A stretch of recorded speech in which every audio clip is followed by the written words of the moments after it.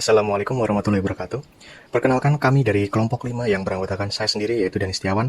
Lalu ada Sabrina Aristriani Pratiwi, Ahmad Rizky Andrianto, Salma Chandraning Tias Arianto, lalu Fitria Puspa Ramadhani. Kami akan menjelaskan sinema film yang kami pilih yaitu Saya akan menjelaskan tentang pengertian. Untuk yang pertama, pengertian sinema. Kata sinema yang merupakan kependekan dari sinematografi sering digunakan untuk merujuk pada industri film, pembuatan film, dan seni pembuatan film. Definisi sinema zaman sekarang merupakan seni dalam simulasi, pengalaman untuk mengkomunikasikan ide, cerita, tampilan, sudut pandang, rasa, keindahan, atau suasana dengan cara direkam, dan gambar bergerak yang diprogram bersamaan dengan penggerak sensorik lainnya. Kami menggunakan sinema Exhuma pada tahun 2024 sebagai objek untuk penelitian kami saat ini. Film Exhuma atau Exhumation memiliki arti membongkar makam. Dalam sebuah adegan memperlihatkan dialog rubah menusuk punggung harimau dan titik koordinat yang diucapkan Bonggil yang diperankan oleh Lee Do Hyun ternyata berada di perbatasan Korea Selatan dan Korea Utara. Selanjutnya, saya akan menjelaskan sinopsis singkat dari film Exhuma pada tahun 2024. Cerita Exhuma dibuka dengan keluarga kaya raya dari Los Angeles, Amerika Serikat mengalami rangkaian peristiwa supranatural yang aneh. Peristiwa itu tidak bisa dibiarkan karena mengancam keselamatan bagi keluarga mereka. Keluarga itu pun meminta bantuan dua dukun muda terkenal, yaitu Hwarim yang diperankan oleh Kim Go-eun dan Bonggil yang diperankan oleh Lee Do Hyun. Mereka akan mendapatkan imbalan yang besar jika sanggup menghentikan ancaman misterius tersebut. Hwarim dan Bonggil memulai ritual untuk mencari tahu penyebab insiden supranatural itu. Mereka mendapatkan petunjuk bahwa ancaman itu datang dari roh nenek moyang keluarga yang jahat. Keluarga itu diteror oleh roh nenek moyang mereka sendiri atau bisa dipanggil dengan panggilan kuburan. Hwarim dan Bonggil lantas meminta bantuan ahli feng shui yaitu Sang-gyeok yang diperankan oleh Choi Min-shi bersama dengan gali kubur Yong-geun yang diperankan oleh Yoo Hye-jin. Film ini mengisahkan sebuah insiden supranatural yang mendorong dua dukun piawai mengalami ritual demi mencegah teror berbahaya. Namun, mereka terkejut saat mengetahui kuburan nenek moyang keluarga itu begitu mencurigakan. Ia dikubur di liang lahat terkutuk yang amat berbahaya jika digali dan ditelusuri lebih jauh. Keempat orang yang sudah kepalang menelusuri kasus itu tak mau melanjutkan pencarian. Usaha tersebut sayangnya justru berbuah teror berbahaya. Mereka justru membangkitkan kekuatan jahat yang selama ini terkubur, dan keempat orang itu harus segera menyelamatkan diri sekaligus menyelamatkan masalah yang ditimbulkan akibat misi tersebut. Exhuma ditulis dan diarahkan oleh Jang Jae-hyun. Ia dikenal dengan sutradara sederet film Korea populer seperti The Princess hingga Shafa the Six Finger pada tahun 2019.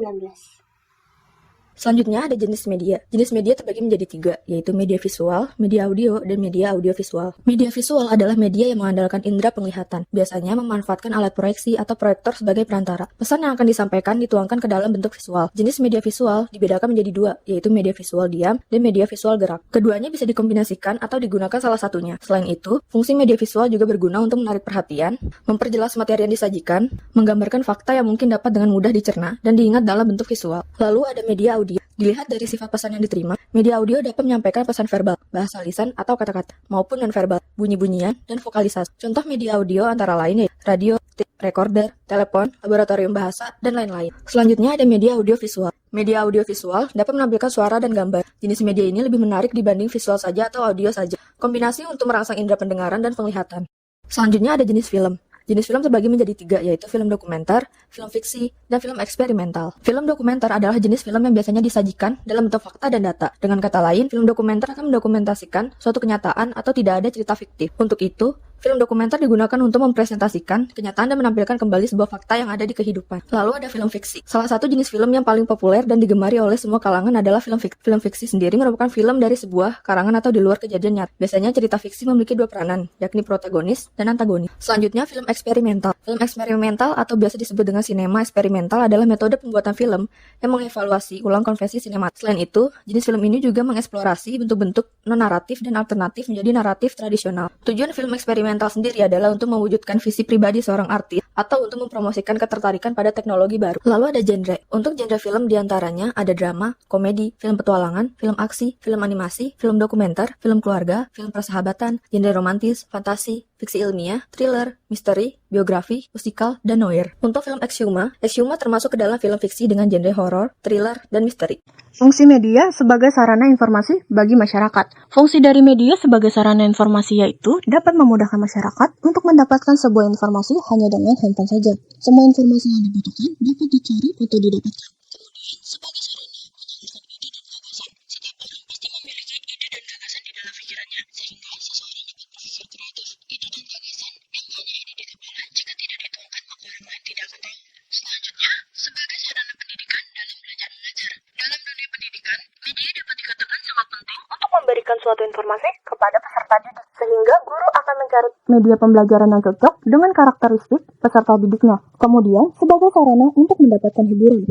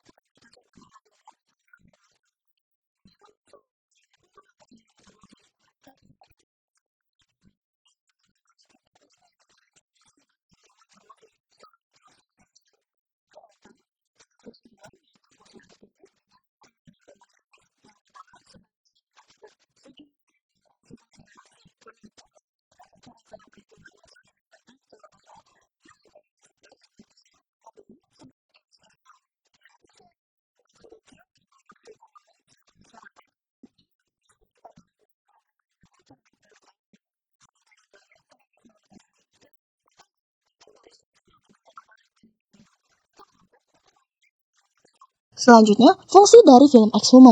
Sinema film Exhuma tahun 2024 memiliki fungsi jika secara media, maka fungsi yang terdapat pada film Exhuma yaitu ada beberapa hal, seperti yang pertama, sebagai sarana untuk mendapatkan hiburan, yang kedua, sebagai sarana untuk menyalurkan ide dan gagasan. Alasannya, karena dengan menonton film Exhuma, maka akan ada suatu ide dan gagasan yang akan muncul yang memancing daya imajinasi dari siapapun yang menontonnya.